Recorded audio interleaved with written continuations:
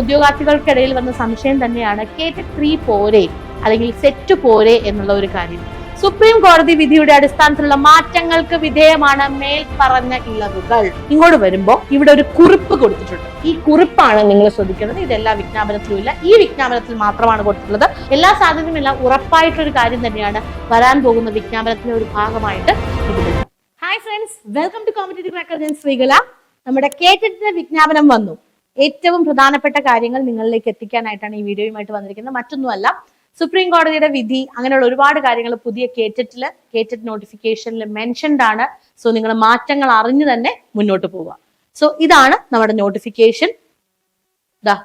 നോട്ടിഫിക്കേഷന്റെ ഏറ്റവും പ്രധാനപ്പെട്ട ഭാഗങ്ങളിലേക്ക് പോവുകയാണെന്നുണ്ട് എങ്കിൽ നമുക്ക് ഡേറ്റ്സ് അറിയണം. അതോടൊപ്പം തന്നെ എല്ലാവർക്കും അറിയാവുന്ന ഒരു കാര്യമാണ് കേറ്റഡ് കാറ്റഗറി 1 ആർക്കാണ്. LP സ്റ്റുഡൻസിനെ പഠിപ്പിക്കാനായിട്ടാണ് കേറ്റഡ് കാറ്റഗറി 1. UP ടീച്ചേഴ്സിന് കേറ്റഡ് കാറ്റഗറി 2 അവിടെ തന്നെയാണ് നമ്മൾ എംഫസൈസ് ചെയ്യേണ്ടത്. കേറ്റഡ് കാറ്റഗറി 2 തന്നെ വേണം. ആൻഡ് ഹൈസ്കൂൾ ടീച്ചേഴ്സിന് കേറ്റഡ് കാറ്റഗറി 3യും കേറ്റഡ് കാറ്റഗറി 4 ഭാഷാ അധ്യാപകർ, അതുപോലെ തന്നെ സ്പെഷ്യലിസ്റ്റ് ടീച്ചേഴ്സ്, ആർട്ട്, ക്രാഫ്റ്റ്, കായികം അങ്ങനെയുള്ള സ്പെഷ്യലിസ്റ്റ് ടീച്ചേഴ്സിന് കേറ്റഡ് കാറ്റഗറി 4 വേണം. ഇതെല്ലാവർക്കും അറിയാവുന്ന ഒരു കാര്യമാണ്. ഇനി അടുത്ത ഒരു പ്രധാനപ്പെട്ട കാര്യം എന്ന് പറയുന്നത് ഈ ഒരു ഭാഗം എല്ലാ കേറ്റഡ് വിജ്ഞാപനങ്ങളിലും ഉള്ള ഭാഗം തന്നെയാണ്. എന്തൊക്കെയാണ് അതിനകത്ത് പറയുന്നത്? സീറ്റഡ് പ്രൈമറി സ്റ്റേജ് പാസ്സായവരെ കേറ്റഡ് കാറ്റഗറി 1ൽ നിന്നും സീറ്റഡ് എലിമെന്ററി സ്റ്റേജ് പാസ്സായവരെ കേറ്റഡ് കാറ്റഗറി 2ൽ നിന്നും ഒഴിവാക്കിയിട്ടുണ്ട്. അതുപോലെ set, net, MPhil, PhD, M.Ed എന്നീ യോഗ്യതയുള്ളവരെ കേറ്റഡിൽ നിന്നും ഒഴിവാക്കിയിട്ടുണ്ട്. കേറ്റഡ് കാറ്റഗറി 3 വിജയിച്ചവരെ കേറ്റഡ് കാറ്റഗറി 2 നേടുന്നതിൽ നിന്നും ഒഴിവാക്കാവുന്നതാണ്. കേറ്റഡ് കാറ്റഗറി 1 and 2, 1 or 2 ഇതിലേതെങ്കിലും ഒന്ന് എഴുതിയെടുത്തിട്ടുണ്ടെങ്കിൽ നിങ്ങൾക്ക് LP UP പരീക്ഷയ്ക്ക് അപ്ലൈ ചെയ്യാവുന്നതാണ്.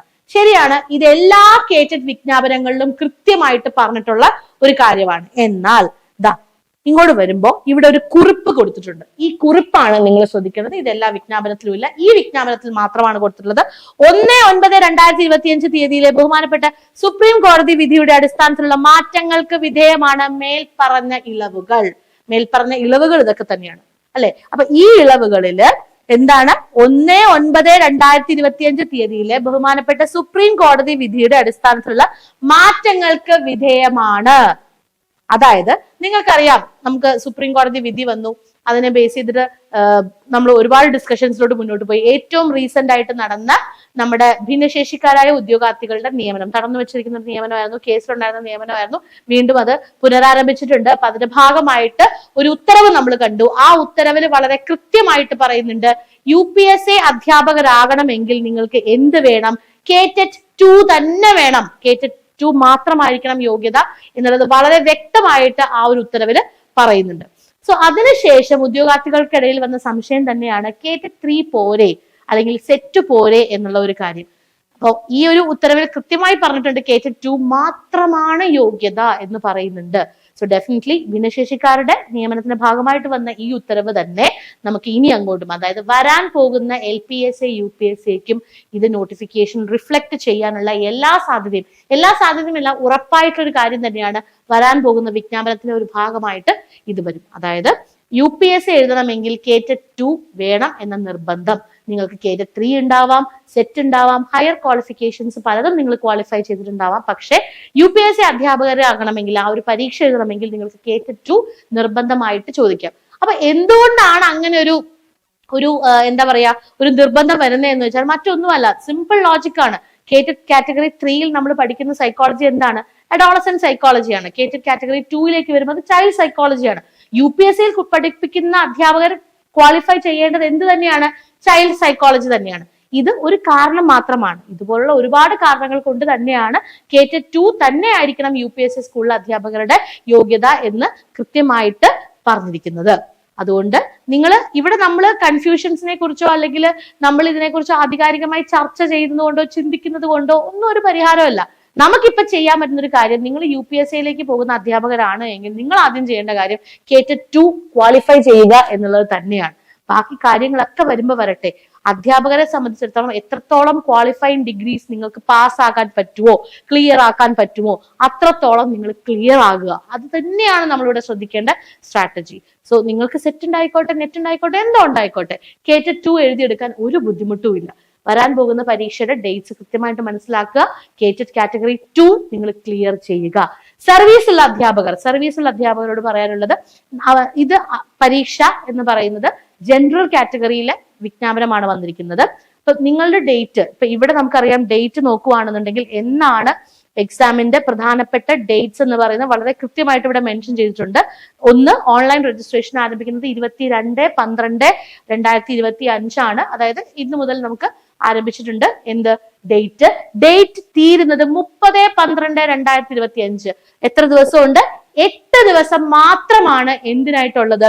ഈ ഒരു നോട്ടിഫിക്കേഷൻ അല്ലെങ്കിൽ ഈ ഒരു എന്താ പറയാ അപേക്ഷ ഫിൽ ചെയ്യാനും ഫീസ് അടയ്ക്കാനുള്ള ലാസ്റ്റ് ഡേറ്റ് എന്ന് പറയുന്നത് നമുക്ക് 8 ദിവസം മാത്രമാണ് മുന്നിലുള്ളത്. സോ എത്രയും പെട്ടെന്ന് ഇത് ഫിൽ ചെയ്ത് കാര്യങ്ങൾ കംപ്ലീറ്റ് ചെയ്യുക എന്നുള്ളതാണ് പ്രധാനപ്പെട്ട കാര്യം. കാരണം സൈറ്റ് ഹാങ് ആവാം, ഇന്റർനെറ്റ് ഇഷ്യൂസ് വരാം, ഇതെല്ലാം നമുക്ക് വരാവുന്ന കാര്യങ്ങളാണ്. അപ്പൊ എല്ലാം കൊണ്ടും എത്രയും പെട്ടെന്ന് നിങ്ങൾ ഈ ഒരു പ്രോസസ്സ് കംപ്ലീറ്റ് ചെയ്യുക. കുറച്ച് സമയമെടുത്ത് ചെയ്യേണ്ട കാര്യങ്ങൾ തന്നെയാണ്. അതെങ്ങനെ ചെയ്യണം എന്നുള്ളത് നിങ്ങൾക്ക് പറഞ്ഞു തരുന്ന കൃത്യമായിട്ടുള്ള വീഡിയോ നമ്മുടെ ചാനലിൽ നാളെ ഉണ്ടാവുന്നതാണ്. സോ കൃത്യമായിട്ട് കാണുക, കണ്ട് തെറ്റുകൂടാതെ നിങ്ങളുടെ ആപ്ലിക്കേഷൻ ഫിൽ ചെയ്യുക കേട്ടോ. ഇനി ഹാൾ ടിക്കറ്റ് ഡൗൺലോഡ് ചെയ്യുന്നത് 11/2/2026 എക്സാം ഡേറ്റ് എന്ന് പറയുന്നത് കാറ്റഗറി 1ഉം 2ഉം 21/2/2026 ഫെബ്രുവരി 21 എന്ത് നമ്മളുടെ കേഡറ്റ് കാറ്റഗറി 1ഉം 2ഉം.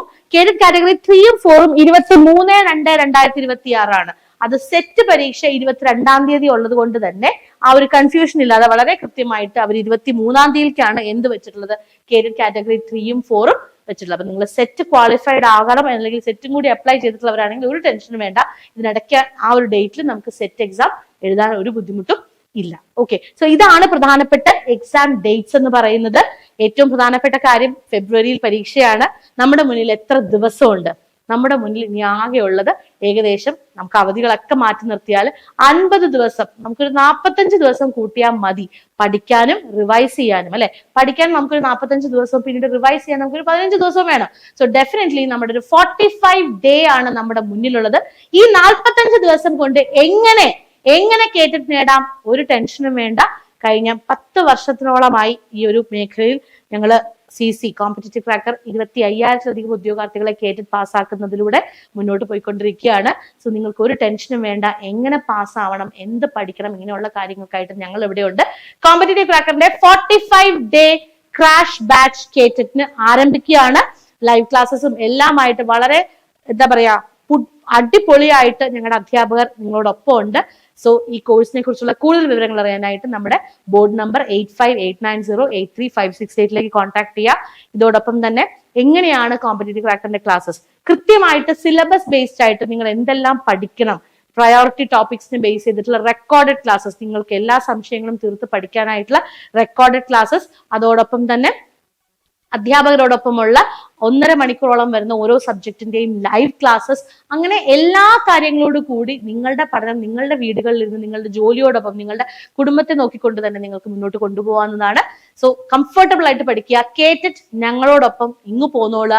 റിസൾട്ട് അത് ഗ്യാരണ്ടീഡ് ആണ് CCയോടൊപ്പം. ചാനൽ ആദ്യമായിട്ടാണ് കാണുന്നത്, സബ്സ്ക്രൈബ് ചെയ്യുക. അതോടൊപ്പം തന്നെ സർവീസുള്ള അധ്യാപകരോട് നിങ്ങൾക്ക് പ്രത്യേക വിജ്ഞാപനം വരും. ഡേറ്റ് ഇത് തന്നെ ആവാൻ തന്നെയാണ് സാധ്യത.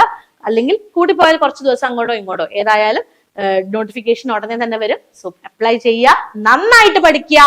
45 ദിവസമേ ഉള്ളൂ എന്നല്ല, 45 ദിവസം നിങ്ങളുടെ മുന്നിലുണ്ട്. ഉറപ്പായിട്ടും നിങ്ങൾക്ക് പഠിക്കാൻ പറ്റും, കൃത്യമായ പഠന സ്ട്രാറ്റജിയിലൂടെ മുന്നോട്ട് പോവുകയാണെങ്കിൽ.